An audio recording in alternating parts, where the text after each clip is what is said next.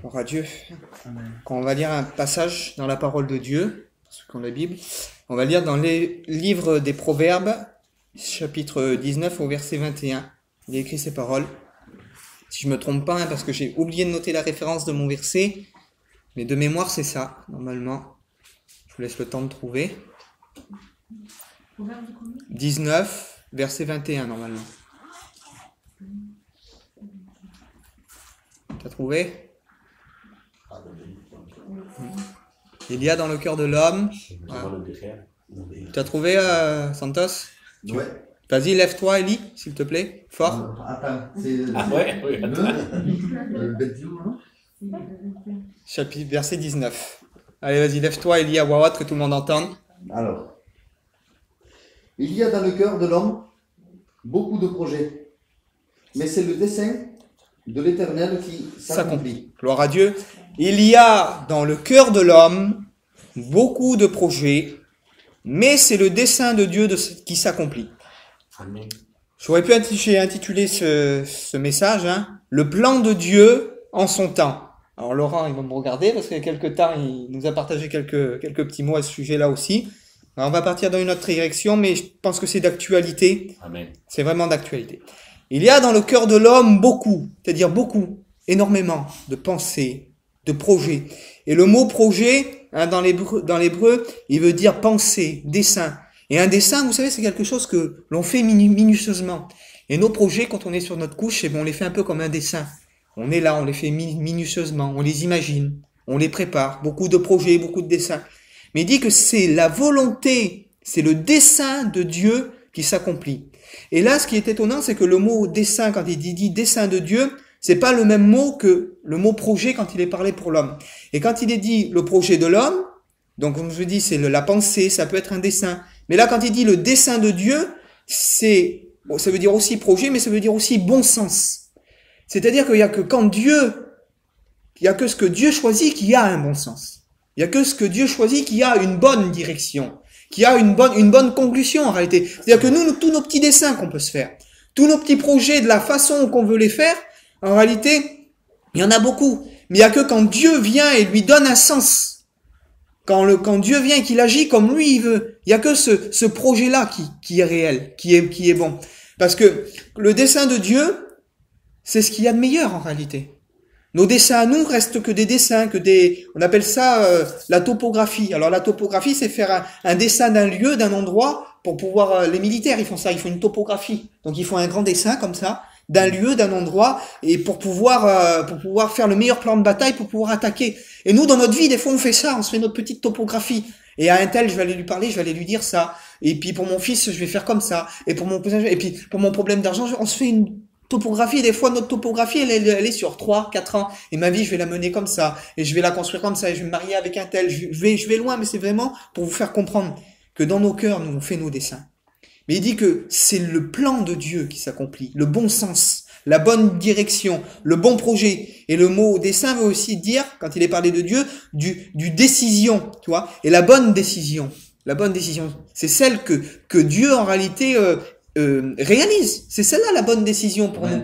Parce que nous, ce qu'on voudrait, je fais un peu une caricature, mais on prie de dire, Seigneur, je veux gagner à l'euro million, je veux être riche, je veux une Porsche. Et peut-être que si t'as ça, demain tu deviens orgueilleux et tu parles plus à toute ta famille. Alors on dit, Seigneur, pourquoi tu me mets des problèmes d'argent? Mais pour que tu restes dans l'humilité, pour que tu restes dans la simplicité, pour pas que ton cœur devienne dur. Mais ça, c'est le dessein de Dieu. Nous, nos dessins, des fois, on veut jamais avoir de problème. On veut jamais souffrir. Nous, on veut toujours que notre vie, elle soit... Et puis pourtant, Dieu fait tout selon son plan. Nous désirons souvent nous désirons faire la volonté de Dieu. C'est-à-dire, nous désirons, en tant que chrétien, ça va être une chose logique, en tant qu'enfant de Dieu, et bien que ce soit pas notre volonté qui s'accomplisse, mais que ce soit le plan de Dieu. C'est ce qu'on doit chercher, c'est ce qu'on doit vouloir. Vouloir que le projet de Dieu se réalise dans nos vies. Mais si nous voulons être pleinement à lui, nous devons réaliser son plan. C'est-à-dire pour être pleinement à Dieu, pour dire Seigneur, je veux t'appartenir totalement, on doit accepter la totalité de son plan, peu importe la direction dans laquelle il nous mène. On peut pas dire Seigneur, je veux te toi, Seigneur, je veux marcher comme toi tu veux, Seigneur, tu me diriges, et puis pas accepter toutes les facettes de son plan, même s'il y a des facettes qui nous dérangent. Parce que sinon après, c'est nous qu'on reprend les rênes de notre vie, et le sens que l'on aura, ne sera pas le bon sens. Pourquoi? Parce que ce sera pas le sens que Dieu aura décidé. Donc, où que ça ira à la catastrophe quelque part, puisque au bout d'un moment ou un autre, on subira les conséquences de ce que nous, on aura pensé, de ce que nous, on aura imaginé. Parce que des fois, on s'imagine que il y a des choses qui tombent sur notre vie. Mais j'aimerais vous dire une réalité, c'est que des fois, on est responsable des choses qui nous arrivent. Parce que des fois, Dieu nous avertit, Dieu nous prévient, Dieu nous montre. Et des fois, nous, on en fait qu'à notre tête. Où on sait que cette chose-là est pas bien, et puis on dit, ah, un petit mensonge en l'air, c'est pas méchant. Et on réalise pas que quelques mois après, ce petit mensonge qu'on a dit là, ça a déclenché des conséquences. En réalité, on a du mal derrière. Pourquoi? Parce qu'on réalise pas que des fois, nos propres fautes sont la conséquence des travers dans lesquels nous tombons. Sont les conséquences des choses mal parfois qui nous arrivent. Son plan, comme je vous ai dit, c'est le meilleur. Et les plans de Dieu sont étonnants. Dieu se sert même de nos désobéissances pour accomplir son plan. Pas que Dieu veut que nous désobéissons. Dieu ne veut pas qu'on désobéisse. Mais Dieu est tellement puissant et dans sa souveraineté, Dieu, pour vous faire comprendre, sait d'avance ce que l'on va choisir. Et Dieu se sert même des mauvais choix que l'on peut faire, pour rectifier le tir et pour accomplir sa volonté au-delà de toute mesure. Pour vous expliquer un peu, parce que nous, on fonctionne, on est des humains, on est régi par le temps, on est régi par l'espace. Mais Dieu, lui, il est hors du temps, hors de l'espace. Pour lui, le retour de Jésus, il le voit déjà. Pour lui, par exemple, Dieu sait ce qui se serait passé si on n'aurait pas été là ce soir. Chacun, on aurait pu être dans un endroit différent. Si on ne serait pas venu ici ce soir, Dieu aurait, comment je peux dire, adapté son plan à ce qui nous est arrivé à nous. Parce que devant Dieu, toutes les réalités existent. Dieu, il a peut-être plusieurs chemins devant lui que nous aurions pu emprunter. Mais il sait lequel, en réalité, on emprunte. Et Dieu veut pas que nous désobéissions. Et là, on va voir, au travers le livre du prophète Jonas, vous pouvez commencer à chercher la page, on va lire. On va voir à travers le livre du prophète Jonas, que Dieu a un plan pour Jonas. Que Dieu lui donne une direction. Et on nous dit, les plans de Dieu sont étonnants. Dieu est capable de transformer même nos erreurs. Dieu est capable de transformer nos erreurs en bénédiction. Et on va voir ensemble. Je vais faire toute la lecture du chapitre 1, parce que c'est important. Et ensuite, chapitre 2, chapitre 3, chapitre 4, on commentera un petit peu.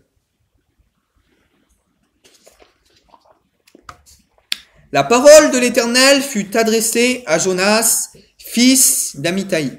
Alors, ce qui est important, c'est que Jonas, ça veut dire colombe. Et il cherche encore. Alors, Jonas, c'est juste après le prophète Amos, entre le prophète Amos et le prophète Michée, juste avant le Nouveau Testament.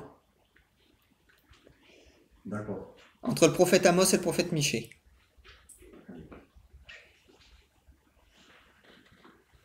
C'est bon? Jonas, chapitre 1, verset 1. La parole de Dieu fut adressée à Jonas, la parole de l'Éternel, fils d'Amittai, en ces mots. Lève-toi, va Ninive, la grande ville, et crie contre elle. Je vais juste m'arrêter ici, on continuera la lecture après. Jonas va avoir un appel d'aller à Ninive, la grande ville, pour crier contre elle. Jonas, en hébreu, ça veut dire colombe.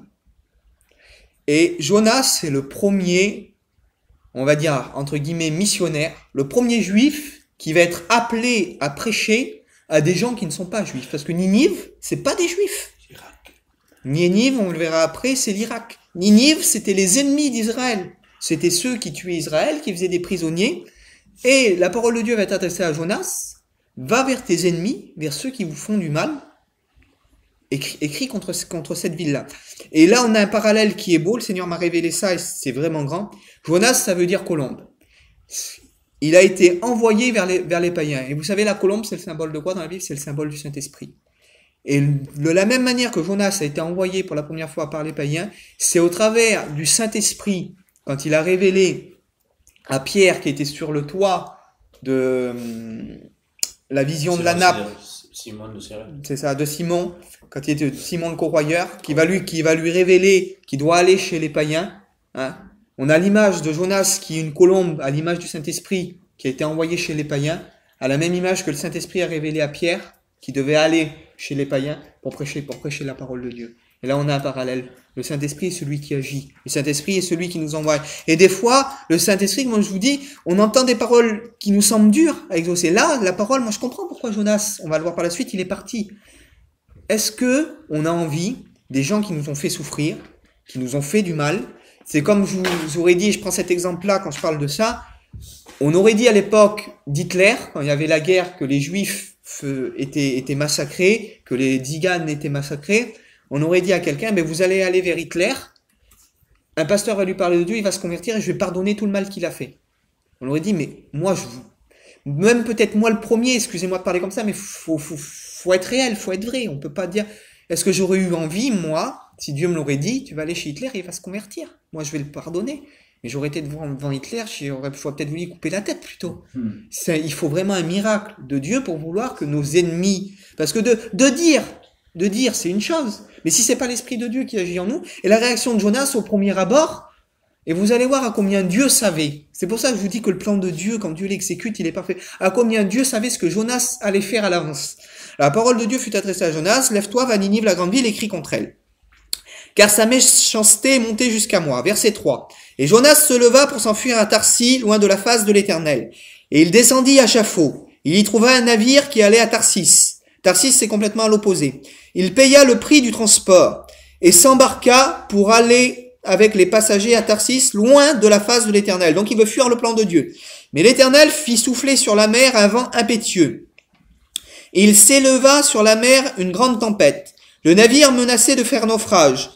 Et les marins qui étaient là eurent peur et ils implorèrent chacun leur Dieu. Donc les marins qui sont sur le bateau, ils implorent leur Dieu parce que c'était des gens qui étaient croyants. Mais ils croyaient en d'autres dieux, peut-être si c'était des Grecs, Mars, Vénus, Mercure, etc. Ça devait être certainement ou peut-être des Romains, peu importe. Mais je crois que les Romains n'existaient pas, l'Empire romain n'existait pas encore à l'époque. Ils le jetèrent dans la mer des objets qui étaient sur le navire afin de rendre le navire plus léger. Jonas descendit au fond du navire, se coucha et s'endormit profondément. Semble-t-il que cet homme-là, en fuyant le plan de Dieu, il attend la mort. Parce qu'il voit bien la tempête qu'il y a, il voit bien que le navire, mais lui, il est là, tranquille, il se met au fond du bateau, il s'endort. Il sait qu'il a désobéi à Dieu, et il sait que sa désobéissance envers Dieu va peut-être le conduire jusqu'à la mort, mais il est capable de l'accepter. C'est-à-dire que son manque d'amour envers ses ennemis, c'est-à-dire il préfère mourir, lui, tout de suite, que d'aller chez ses ennemis prêcher la parole de Dieu pour qu'ils vivent. Vous imaginez un peu dans quel état d'esprit ce prophète-là est tombé par manque d'amour en réalité. Il s'endormit profondément. Le pilote s'approcha de lui, il lui dit « Pourquoi dors-tu » Ben oui, tout le monde là-dessus, c'est un branle-bas de combat. Tout le monde est en train de se secouer. Mais qu'est-ce que tu fais? Pourquoi tu dors? Le bateau, il va de tous les côtés, on va peut-être mourir et toi, t'es là, tranquille, tu dors. Pourquoi dors-tu? Il lui dit « Lève-toi et invoque ton Dieu, toi aussi. Peut-être il voudra-t-il penser à nous afin que nous ne périssons pas. » Et ils dirent les uns aux autres « Venez et tirons au sort pour savoir qui nous attire ce malheur. » Ils tirèrent au sort et le sort tomba sur Jonas. Alors ils lui dirent, dis-nous qui nous attire ce malheur, quelles sont tes affaires et d'où viens-tu, et quel est ton pays et de quel peuple es-tu? Il répondit, je suis hébreu et je crains l'Éternel. Alors il craint l'Éternel, mais il marche dans la désobéissance. Et des fois, on est maladroit. Des fois, on est comme ça. Des fois, parce que ça n'a peut-être pas duré très, très longtemps, il s'est rebellé quelque part contre Dieu. Mais vous savez, Dieu est souverain. Et ça peut nous arriver, ça m'est arrivé, et ça vous arrivera peut-être un jour, de pas comprendre. De se rebeller contre Dieu des fois, de la décision qu'il prend, ou de l'épreuve que Dieu nous fait passer, ou de la chose que Dieu nous fait vivre. De dire, Seigneur, je comprends pas, pourquoi? Tu veux que j'aille pardonner mes ennemis? Tu veux que mes ennemis se convertissent? Mais moi, je comprends pas, ils nous font la guerre. Ils nous font la guerre, ils nous martyrisent, ils tuent nos femmes, nos enfants. Et des fois, de dire, Seigneur, pourquoi tu me fais passer par telle situation? Et des fois, de se rebeller contre Dieu, mais de dire, Seigneur, tu me demandes ça, mais je ne peux pas te le donner, Seigneur. Parce que dans ma vie, il y a ça, regarde, Seigneur, ce que tu nous fais, et tu me demandes ça, mais je ne peux pas te le donner. Et quelque part, des fois, c'est légitime. Je crains l'Éternel, le Dieu des cieux, qui a fait la mer et la terre. Ces hommes eurent une grande frayeur. Et ils dirent, pourquoi as-tu fait cela? Car cet homme savait qu'il fuyait loin de la face de l'Éternel, parce qu'il leur avait déclaré. Et ils dirent, que ferons-nous alors pour que la mer se calme? Car la mer était de plus en plus agitée et orageuse. Il leur répondit, prenez-moi et jetez-moi dans la mer, et la mer se calmera envers vous, car je sais que c'est moi qui attire sur vous cette grande tempête. Cet homme ramaient pour gagner la terre, mais ils ne purent pas, parce que la mer s'agitait toujours de plus en plus fort contre eux. Alors ils invoquèrent l'Éternel et dirent, Ô Éternel, ne nous fais pas périr à cause de la vie de cet homme, et ne nous charge pas du sang de cet innocent, car toi, Éternel, tu fais ce que tu veux. Il y a quelque chose qui est en train de se passer là. C'est que la désobéissance et le malheur de Jonas, entre parenthèses, va faire que ces gens-là qui étaient païens, qui invoquaient chacun leur Dieu, ils vont se mettre à invoquer l'Éternel. Vont se mettre à invoquer le Dieu de Jonas. Et écoutez bien ce qu'il dit. Puis ils prirent Jonas et le jetèrent dans la mer, et la mer s'apaisa. Ces hommes furent saisis d'une grande crainte de l'Éternel. Ils offrirent des sacrifices à l'Éternel, et ils firent des vœux. Ce que l'on voit à ce moment-là, c'est la conversion de tous ces marins. Alors, on dit Jonas a désobéi. Jonas a fui loin du plan de Dieu. Jonas, c'est un mauvais garçon. Et comme je vous ai dit que les plans de Dieu, on ne les comprend pas, Dieu savait très bien que Jonas, il n'aimait pas les gens de Ninive. Dieu savait très bien que Jonas allait peut-être certainement s'enfuir à Tarsis. Et Dieu s'est servi de la désobéissance et de l'erreur de Jonas pour convertir tout un bateau. Et on dit, pourquoi Seigneur? Et Dieu se sert des fois de nos rébellions, des choses que parfois on comprend pas, des choses que parfois, mais Dieu se sert du mal que l'on peut faire, de la désobéissance qu'on peut avoir. Et Dieu est capable de la transformer en bien. Ces gens-là, quand ils disent qu'ils vont faire des vœux à l'Éternel, quand on fait un vœu à quelqu'un, si vous préférez, c'est la même signification que des gens qui se convertissent. Seigneur, je fais le vœu de te suivre. Seigneur, je fais le vœu de m'engager avec toi. Seigneur, je fais le vœu aujourd'hui, tu seras mon Dieu. Ils furent saisis d'une grande crainte de Dieu. Ils ont prié Dieu, ils ont jeté Jonas à la mer et la mer s'est arrêtée. Et ces gens-là, imaginez, je parle avec mes mots, quel carnage ça a fait quand ils sont rentrés chez eux. Ils ont dit, mais il nous arrivait ça, comme ça. Quel bouleversement dans leur famille. Quel bouleversement dans leur vie, dans leur foyer. Parce qu'un homme de Dieu a cru désobéir en réalité à Dieu et que Dieu a changé la situation. Amen. Que Dieu a retourné ce qui était défavorable en chose favorable. C'est pour ça que j'ai intitulé ce message, le plan de Dieu en son temps. Dieu avait déjà tracé une route d'avance. Et des fois, on se dit, Seigneur, nos petits coups de colère, nos choses. Il faut savoir, maintenant, quand on fait le mal, de dire, Seigneur, je te demande pardon, j'ai fait le mal. Et c'est ce que Jonas va faire. Quand il est jeté à l'eau, vous connaissez l'histoire, je vais pas m'étendre plus longtemps, je vais juste commenter. Le chapitre 2, Jonas est jeté à la mer. Et la mer, vous savez, ça nous représente le monde, ça nous représente les nations. Et Jonas est avalé par un poisson. Alors, il y en a qui disent que c'est une baleine, d'autres qui disent que c'est un cachalot. Enfin, peu importe, il y a un miracle qui se produit. Et dans le ventre du poisson, il est emmené jusqu'au plus profond des montagnes. Et quand il est dans le ventre de ce poisson, je vous passe l'histoire, il se repent, simplement. Il se repent et il demande pardon à Dieu.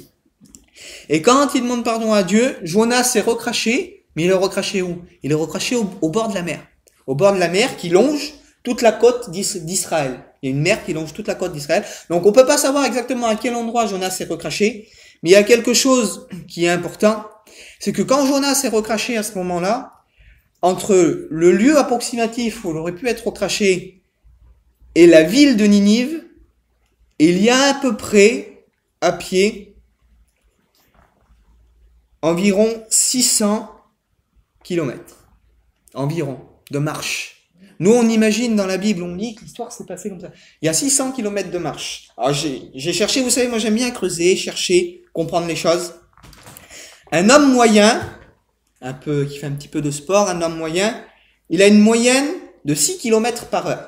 Et qui commence à transpirer en marchant, pas en courant, mais en marchant quand même assez rythmé. Il a une moyenne à peu près de 6 km heure. Après, il y en a qui sont un peu plus, ils peuvent atteindre 7-8 km heure. Mais passer 7-8 km heure, c'est plus de la marche, on commence à arriver plutôt dans de la course. Pour une moyenne de marche de 11 heures par jour. Donc 11 heures par jour, c'est-à-dire on va marcher de 8 heures du matin à 8 heures du soir, c'était quasiment 12 heures. On s'arrête, on se repose. Il a fallu à Jonas environ 11 jours pour arriver à Ninive. En marchant comme ça, en étant fatigué, en se reposant. Donc imaginez, sur la route, Dieu nous demande d'accomplir son plan, va à Ninive, la grande ville, crie contre elle, et là il est au bord de la mer, et il dit maintenant, faut que j'y aille. Et Jonas commence à marcher. Mais dans la tête, là, pendant les 10 jours. J'imagine un peu, parce qu'il a dû traverser des déserts. Ça, vous voyez, ça, c'est des notes que Dieu nous révèle comme ça, comme le Seigneur est bon, le Saint-Esprit est bon. C'est des choses que j'ai pas marquées. Mais certainement, Jonas a dû traverser des déserts, parce qu'en Israël, il y a beaucoup de déserts pour arriver jusqu'en Assyrie. Mais dans les déserts, il y a des serpents. Alors certainement, il a dû faire des feux, il a dû faire du bruit pour se protéger des serpents, le soir pour pouvoir dormir. Il a dû s'arrêter pour acheter des vivres, pour pouvoir manger. Dieu, il demande d'accomplir son plan, mais on peut pas accomplir le plan de Dieu sans en être de notre poche. Comprenez le sens. Accomplir le plan de Dieu, à un moment donné, il faut que ça nous coûte. Accomplir le plan de Dieu, qu'on le veuille ou qu'on le veuille pas, il faut que ça nous coûte financièrement, il faut que ça nous coûte matériellement, il faut que ça nous coûte physiquement. Oui, il faut que ça te coûte physiquement. Même si des fois c'est dur, on donne tant de temps pour notre travail, on donne tant de temps pour les choses mondaines, mais pour Dieu, il faut que ça te coûte physiquement aussi. Il faut que ça nous coûte physiquement, il faut que ça nous coûte spirituellement, il faut que ça nous coûte aussi financièrement. Jonas, les 10 jours de marche, là, ils n'ont pas été gratuits. Ça y a coûté physiquement. Donc du plus, comme je vous dis, ça y a coûté physiquement, ça y a coûté qu'il a fallu qu'il paye sa nourriture, s'arrêter dormir dans les déserts, combattre peut-être avec des serpents, des buffles, j'imagine un peu peut-être des créatures sauvages qu'il y avait. En plus, pour aller chez des gens qu'il n'aimait pas, imaginez un peu, en plus pour aller chez des gens qu'il n'aimait pas, pour pouvoir leur prêcher l'évangile. Et le plus étonnant là-dedans, on va lire chapitre 3, vous pouvez reprendre. La parole de Dieu fut adressée à Jonas une seconde fois, donc c'est le moment où il se lève. Lève-toi, va Ninive, la grande ville, et crie contre elle, et proclame, car je te l'ordonne. Et Jonas se leva et alla à Ninive. Donc entre ces deux versets-là, il y a 10 jours de marche. C'est assez drôle, hein. Selon la parole de l'Éternel. Or, Ninive était une ville très grande, de 3 jours de marche. Donc imaginez le bonhomme. Il a marché pendant 10 jours, les gouttes de sueur coulaient comme ça. Il a peut-être pas trop mangé beaucoup, il a fallu qu'il en soit de sa poche, il a fallu qu'il souffre. Et la ville, pour parcourir et annoncer l'évangile dedans, il faut 3 jours de marche pour la faire. C'était New York. Donc imaginez un peu, accomplir la volonté de Dieu, il a marché pendant 13 jours le bonhomme, sans arrêt. La ville faisait 3 jours de marche. Jonas fit d'abord dans la ville 1 journée de marche. Donc c'est là qu'on voit vraiment que Dieu est grand. Il fait 1 journée de marche, c'est-à-dire les 2 autres jours il les fait pas. Il fait 1 journée de marche. Et il criait en disant, encore 40 jours et Ninive sera détruite. Les gens de Ninive crurent à Dieu. Le message, il a annoncé pendant 1 journée, il n'a pas le temps de faire toute la ville. Apparemment, le téléphone de Ninive, ça a été plus rapide que le téléphone arabe ou que le téléphone gitan. Il marche pendant 1 journée. Le roi, il ordonne un jeûne pour toute la ville se repent déjà. Ils offrent des sacrifices à Dieu. C'est une chose terrible. Je vais pas lire, je vous passe un petit peu. Chapitre 4. Je vais lire la fin du chapitre 3, verset 10. Au verset 5, il dit, les gens de Ninive crurent Dieu. Ils payèrent un jeûne, ils se mirent avec des sacs. Donc les gens de Ninive se repentent, on le voit, clairement. Et il dit que Dieu se repentit du mal qu'il devait leur faire. Verset 10 du chapitre 3. Dieu vit qu'ils agissaient ainsi, qu'ils revenaient de leur mauvaise voie. Alors Dieu se repentit du mal qu'il avait résolu de leur faire et ne le fit pas. Chapitre 4. Cela déplut fort à Jonas, qui fut très irrité, et il implora l'Éternel, et il dit, Éternel, n'est-ce pas ce que je disais quand j'étais encore dans mon pays, et ce que je voulais prévenir en fuyant à Tarsis? Et là, on a l'explication, c'est celle que je vous ai donnée au début. Ce que Jonas voulait prévenir en fuyant à Tarsis, c'est qu'il voulait pas que ces gens-là se convertissent. N'est-ce pas ce que je voulais fuir? Et ce que je disais quand je voulais fuir à Tarsis, ce que je voulais prévenir, il dit, car je savais que tu es un Dieu compatissant et miséricordieux, lent à la colère, riche en bonté, et que tu te repens du mal. Maintenant, Éternel, prends-moi donc la vie, car la mort m'est préférable à la vie. En voyant ses ennemis se convertir, lui, il avait encore l'idée dans sa tête de dire, et puis, tu vois, là je comprends la pensée, il a marché pendant 10 jours, il dit, je vais arriver là-bas, je marche pendant 10 jours peut-être, mais là-bas, il va y avoir le feu. Les gens vont pas se convertir. Ninive va pas se repentir. Et peut-être là-bas, je vais voir un beau bûcher. Je vais voir enfin mes ennemis. Excusez-moi des mots, mais c'est peut-être ça qu'il pensait dans sa tête. Je vais voir mes ennemis rôtir. C'est ça qu'il devait penser. Je fais un petit peu d'humour. Mais la réalité, c'est ça. Et quand le plan de Dieu va à l'encontre de ce que Jonas pense, de ses petites convictions, ça le bouge au bonhomme, là ça le bouscule, parce qu'il veut pas pardonner à ses ennemis. Mais Dieu, lui, il les pardonne, ses ennemis. Dieu, lui, les sauve, ses ennemis. Et cet homme-là, il voulait pas. Il voulait pas. Et il y va quand même. Et quand Dieu pardonne ses ennemis, il dit, maintenant que j'ai vu mes ennemis, là, ceux qui tuent mon peuple, maintenant que je les ai vus se repentir, tu leur as fait grâce, mais Seigneur, prends-moi la vie. Vous imaginez un petit peu, des fois? C'est pour ça que Dieu fait abstraction de l'homme. C'est pour ça que l'homme est rien. Et on n'a pas honte, moi j'ai pas honte de m'humilier parce que Dieu est Dieu. l'homme est l'homme, Dieu se sert de nos faiblesses. Mais maintenant, en réalité, qu'est-ce que je suis, moi, pour faire la volonté de Dieu ou pour accomplir en réalité. Un jour, peut-être, je peux faire comme Jonas. Dieu peut me demander des choses et je peux me mettre à me rebeller contre Dieu. Mais qu'importe, parce que Dieu aura toujours le dernier mot. Amen. Dieu aura toujours le dernier mot. Dieu aura toujours le dernier mot. Vous savez, des fois, quand on se demande pourquoi, des fois, on est angoissé. On se demande pourquoi, des fois, on vit des situations qui nous blessent, qui nous troublent. Des fois, c'est des conséquences de nos désobéissances. C'est comme j'ai dit tout à l'heure, c'est des conséquences des choses que l'on ne veut pas accomplir. Et Dieu, parfois, permet qu'on passe toutes ces choses-là pour qu'on puisse revenir en arrière et dire, Seigneur, si je suis tant angoissé, si ça va pas, c'est peut-être parce que je suis pas droit devant toi. La Bible dit qu'il n'y a pas de paix pour le méchant, qu'il n'y a pas de salut pour le méchant. Et on est méchant, à quel moment on est méchant? On est méchant quand on s'efforce pas de plaire à Dieu. On est méchant quand on fait la guerre à Dieu. Et cet homme-là, c'est un petit peu ce qu'il a fait. Quand ses ennemis sont convertis, mais il a dit dire que la mort est préférable à la vie. Et l'Éternel va lui répondre et va lui dire, fis-tu bien de t'irriter? Et Jonas s'assit à l'orient de la ville. Je vais pas tout vous lire, mais Jonas, il s'assit dehors de la ville. Et l'histoire nous dit que le soleil, il tape fort sur lui. Et puis, il prie Dieu, et en quelques minutes ou quelques heures, il y a un ricin qui pousse. Un ricin, c'est un arbre. Alors, je vous donnerai pas d'explication là-dessus parce que j'ai pas cherché plus que ça, parce que c'était ce type d'arbre. Mais c'était un arbre qui lui faisait de l'ombre. Et Jonas est heureux à ce moment-là, il se repose. Et la Bible dit que Dieu va envoyer un ver à l'intérieur de ce ricin qui va manger ce ricin. En l'espace de pas longtemps, ce ricin, il va pourrir, il va mourir.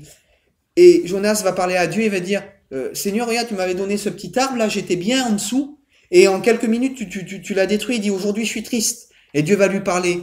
Il va lui dire, toi, t'es attristé pour un arbre. Il dit, et moi, j'aurais pas eu pitié. Il dit de ces gens, il dit que ce sont des âmes qui vivent en réalité. Et là, Jonas va comprendre, en réalité, que le plan de Dieu, en réalité, il le dépasse. Que le plan de Dieu le dépasse. Il n'y a pas plus d'histoire que ça de Jonas. Jonas est un prophète qui a vécu sous le roi Joas, je crois. Il a donné une ou quelques prophéties à l'époque, mais elles sont pas romancées, en fait. Elles sont pas écrites. Mais l'histoire qu'on a est celle-ci. Pour vous dire qu'avant le miracle, avant de voir toutes ces âmes se convertir, malgré que Jonas, lui, il avait sa vision, Dieu avait la sienne. Mais avant le miracle, il y a eu un cheminement. La première désobéissance de Jonas a servi à convertir toutes ces âmes dans le bateau. Comme je vous dis, des fois, Dieu est capable de changer les mauvaises décisions que l'on prend, le mal des fois que l'on peut faire. Lorsqu'on se repent, Dieu est capable de le changer en bien. Dieu est capable de faire son plan, peu importe ce que l'on veut faire. Si on veut, quand on est dans les mains de Dieu, on est quelque chose d'utile pour son plan, quelque chose d'utile pour son œuvre. Et quand on imagine, ça je l'ai pas écrit, mais je connais bien l'histoire, vous la connaissez aussi, quand on lit l'histoire de Joseph, ce jeune garçon, il avait des rêves, Dieu lui montre des rêves, comme quoi ses frères vont se prosterner devant lui, comme quoi il est le plus grand, comme quoi Dieu a un projet pour lui. Quand il parle de ses rêves à ses frères, à ses parents, ses frères, ils font comme si qu'il était mort, ils trempent sa tunique dans du sang, ils le vendent à un marchand d'esclaves, ils disent à ses parents, eh bien votre fils est mort, mais en réalité ils l'ont vendu. Il est pris en Égypte. Donc ce jeune homme, il aurait pu dire, Seigneur, regarde, tu me montres que je vais être grand, tu as des projets pour moi, je me retrouve en Égypte, donc je suis loin de ma famille. L'histoire après, c'est qu'une femme va dire des mensonges sur lui, il va se retrouver en prison. Donc de l'Égypte, il passe en prison, il est esclave, après il est en prison. Comment ce jeune homme-là a dû penser de dire, Seigneur, le plan que ça a eu pour moi, c'est pas ça alors, parce que si je suis en prison et tout ça, c'est pas ton plan. Et malgré, quand il est dans la prison, il rencontre deux hommes, les chansons du roi et le panier du roi, celui qui apportait le pain au roi, et les chansons, c'est celui qui lui servait son vin. Et les deux hommes là, ils font des rêves, et Jonas, il explique donc les rêves que ces gens-là ils font. Et quand les chansons est libéré, hein, le rêve de Jonas, c'est tu vas être libéré, etc. Et tu vas être conduit auprès du roi. Et quand le rêve se produit, donc que les chansons est libéré, qu'il est conduit auprès du roi, Joseph lui dit, tu parleras à Pharaon de ma part. Et quelques années après, Pharaon a un rêve, et les chansons, il se souvient que Joseph s'est expliqué les rêves, donc Pharaon fait aller chercher Joseph dans la prison, et à cause que Joseph explique le rêve, il devient ministre de l'Égypte. C'est-à-dire, il y avait Pharaon, et juste en dessous, il y avait lui. Mais pour devenir ministre de l'Égypte, dans le rôle dans lequel Dieu l'avait destiné, il a fallu qu'il passe par être vendu par ses frères, il a fallu qu'il soit trahi, que les gens disent des mensonges sur lui, il a fallu qu'il soit, pendant 7 ans, il a été en prison, ce jeune garçon-là. 7 ans, c'est pas 3 jours. 7 ans de sa vie, il les a passés en prison, en priant Dieu jour et nuit pour que Dieu le libère, pour que Dieu l'exauce. Et à la fin, à travers tout ce cheminement, s'il n'aurait pas été en prison, il n'aurait pas rencontré les chansons. Il serait jamais devenu en réalité gouverneur de l'Égypte. Donc dans cette prison qui a été pour lui peut-être le plus lourd des fardeaux, c'est là que Dieu en a tiré la plus grande bénédiction. En réalité, c'est à travers cette clé-là que Dieu a ouvert la porte. Comme je vous dis, avant les miracles, avant de voir l'aboutissement des fois qu'on voudrait voir dans nos vies, il y a un cheminement. Et on ne peut pas arriver au miracle, arriver à l'apothéose, à ce que Dieu a pour nous, au meilleur de ce que Dieu a pour nous, sans avoir un cheminement. Un cheminement qui passe parfois par des troubles, par des doutes, comme quand Jonas il a été jeté au fond de la mer, au travers toutes ces choses. Mais sachons que peu importe nos doutes, nos difficultés, peu importe des fois même nos désobéissances, c'est écrit dans la parole de Dieu, il est dit que Dieu ne se repent pas de ses dons et de ses appels. Amen. Et pour vous donner un exemple, si Dieu donne un ministère à quelqu'un, même que la personne, excusez-moi des mots, mais c'est le seul exemple que j'ai, demain elle va commettre un adultère. La personne, elle se repent, elle demande pardon à Dieu, elle est sincère, elle est vraie, elle veut reprendre son activité, ce que Dieu lui a donné, il ne peut pas lui reprendre. Parce que quand Dieu donne, il donne.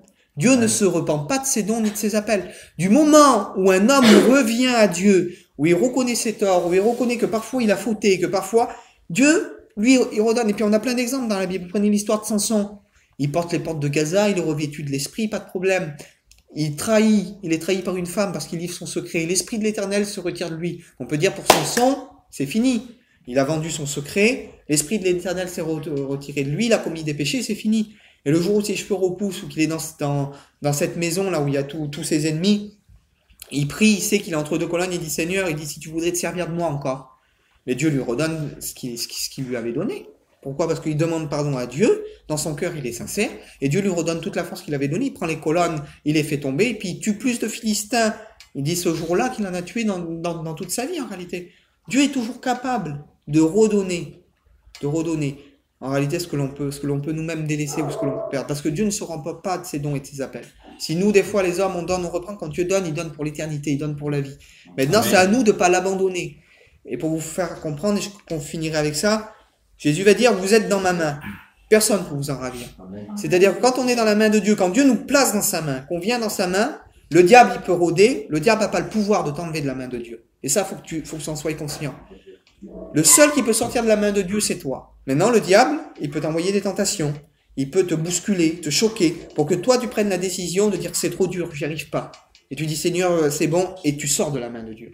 Mais tant que tu voudras de Dieu, tant que tu voudras garder Dieu, il n'y a rien qui peut t'en séparer. Qui nous séparera, il dit le passage de l'amour de Dieu, manifesté en Jésus-Christ. Ni la mort, ni la vie, ni les persécutions, ni les choses présentes, ni les choses à venir, ni aucune puissance. C'est pour ça que nous sommes tous ce soir dans la main du berger, dans la main du Christ, dans la main de Dieu. Comprenons maintenant que peu importe là où Dieu nous appelle, peu importe là où Dieu nous emmène, peu importe ce que Dieu nous fait vivre avec nos foyers, nos familles, nos situations, peut-être même dans l'église, sachons toujours reconnaître nos torts, comme Jonas. Et Dieu transformera toujours le mal en bien, du moment où on sera sincère envers lui. Amen. Du moment où on sera droit envers lui. Hein? Tu pries le Seigneur?